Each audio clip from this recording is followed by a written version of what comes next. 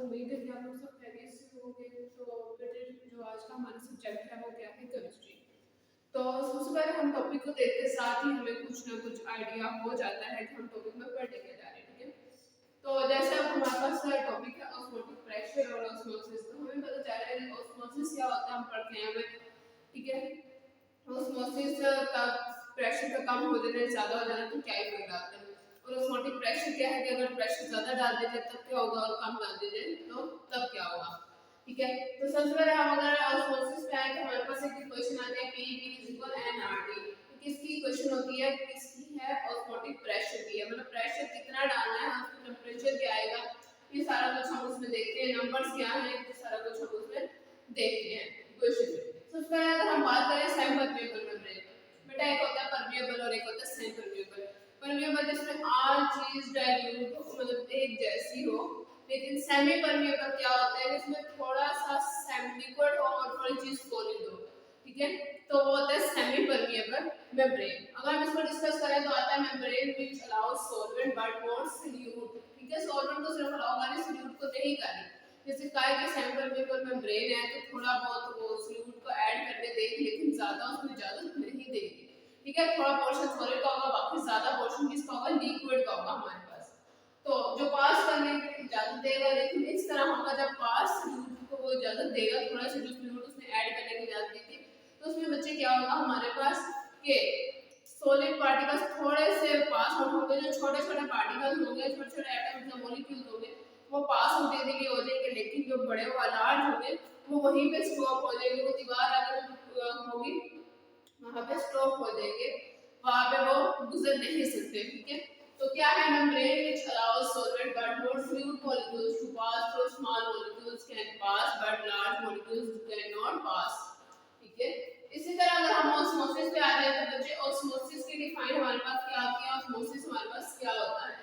अगर ऑस्मोसिस को देखें, आ स्पेशल केस ऑफ डिफ्यूजन, मतलब किसी भी चीज का डिफ्यूज हो जाना, ब्रेक डाउन हो जाना, छोटे छोटे पार्टिकल्स में चले जाना, that travels along a concentration gradient, this is called osmosis, ठीक है।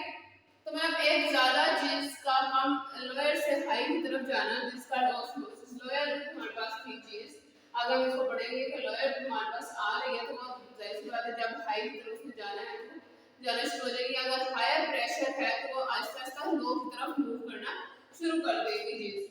तो क्या है, osmosis occur when water molecules move through a permeable membrane from a region to lower solute concentration, a region of higher solute। क्या इसमें main चीज है, lower solute concentration of higher solute concentration। ये मेन चीज है कि lower solute concentration की तरफ से हायर solute concentration की तरफ जाना शुरू हो जाएगा। इसी तरह अगर हम बात करें ऑस्मोटिक प्रेशर क्या होता है, पहले हमने देखा ऑस्मोसिस क्या था, क्या चीज कहां से कहां की तरफ जाएगी, मतलब कम चीज लोअर कंसंट्रेशन से हायर कंसंट्रेशन की तरफ जा रही थी। इसी तरह अगर हम ऑस्मोटिक प्रेशर देखें तो हम किस चीज पे प्रेशर डालते हैं तो इसका क्या काम होगा। तो सबसे पहले अगर हम इसको पाइथन से हम शो कर रहे हैं तो दूसरा कैसे डिफाइन पे आए, the pressure that must be applied to a solution to prevent the net movement, ठीक है। उसको उसने महफूज रखना है from water solvent to solution, ठीक है। तो उसमें कोई भी चीज ऐसी ना आए जिसको नुकसान दे, उसको प्रिवेंट रखना है, उसके आगे पीछे क्या कहते हैं दीवार बना कर रखनी है, ताकि जो ज्यादा सॉल्यूट पार्टिकल्स बड़े पार्टिकल्स हो उसमें एंटर ना हो, ठीक है। और प्रेशर भी ज्यादा पड़े और वो महफूज भी रहे, उसकी वॉल जो है वो ब्रेक डाउन ना हो, this called osmotic pressure.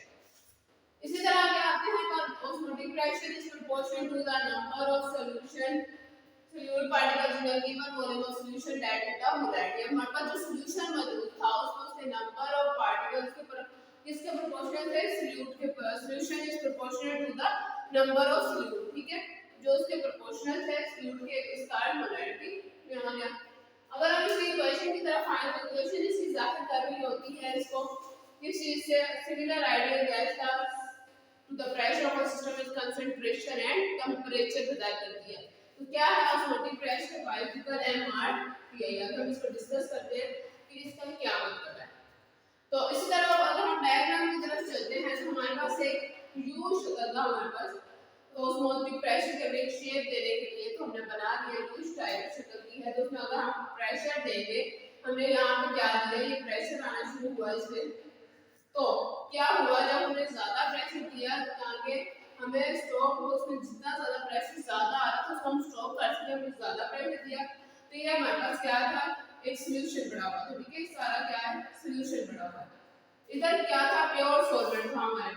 Side पे सॉल्वेंट था और एक साइड पे सॉल्यूशन पड़ा हुआ था। सॉल्यूट को हमने इजाजत ही नहीं दी, तो हमारे पास अगर थोड़ा सी इजाजत है तो उसके छोटे-छोटे पार्टिकल गुजर सकते हैं, बड़े पार्टिकल्स नहीं गुजर सकते।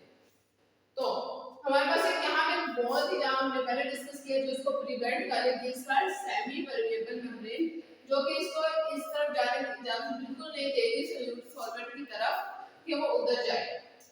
इसी तरह अगर हम डिस्कस करें तो इसको पाई को हमने बताया गया osmotic pressure in ATM, M को हमने क्या कह रहे हैं मोलैरिटी ऑफ द सॉल्यूशन, इसी तरह डी को हम कह रहे हैं टेंपरेचर, आर को कह रहे हैं 0.0820 atm पर मोल। ये इसकी क्वेश्चन के फार्मूलाज हैं जो कि हम अप्लाई करके कोई भी एग्जांपल सॉल्व कर सकते हैं।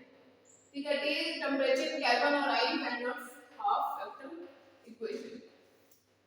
यहाँ तक जो था हमारा आज का टॉपिक है जिसमें हमने पढ़ा कि ऑस्मोटिक प्रेशर क्या होता है, ऑस्मोसिस क्या होता है, उसकी डायग्राम देखी और उसकी इक्वेशन देखी कि क्या होती है। नेक्स्ट हम इसकी डिस्क्राइब करेंगे एप्लीकेशंस क्या होती हैं, उसमें हाइपरटेंशन क्या होती है, हाइपोटेंशन क्या होती है, ये सारा हम नेक्स्ट लेक्चर में डिस्कस करेंगे। ठीक है।